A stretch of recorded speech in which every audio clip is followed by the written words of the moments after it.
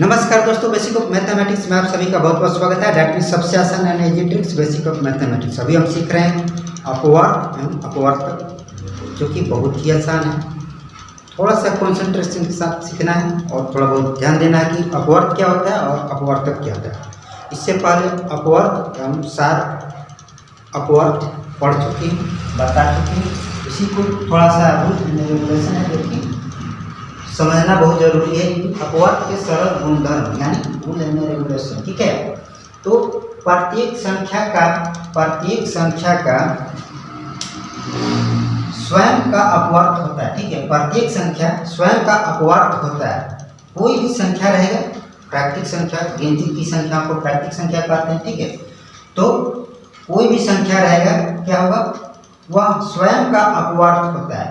दूसरा कंडीशन क्या है कि प्रत्येक संख्या एक का अपवर्त होता है। प्रत्येक संख्या एक का अपवर्त होता है। तीसरा है किसी संख्या का सबसे छोटा अपवर्त 0 को छोड़कर स्वयं वही संख्या होता है, ठीक है। सबसे छोटा अपवर्त 0 को छोड़कर स्वयं वही संख्या होता है जो संख्या उसमें दिया हुआ रहेगा, ठीक है। 0 तो छोटा ही और उसके साथ साथ जो उसमें संख्या दिया हुआ रहेगा वो भी क्या होगा, सबसे स्वयं का अपवर्त होगा, ठीक है। किसी संख्या का सबसे छोटा अपवर्त 0 को छोड़कर स्वयं वही संख्या होता है। जैसे कि 4 गुना 0 किए तो क्या हो गया, 0 और 0 भी हो गया। 4 को गुना कर रहे हैं 0 से तो 0 भी अपवर्त हो गया सबसे छोटा, और सबसे छोटा 4 भी हो गया।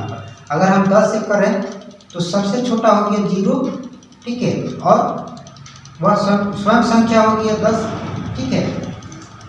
उसी तरह से यहाँ से भी कर रहे हैं, क्या अपवर्त सबसे छोटा हो गया।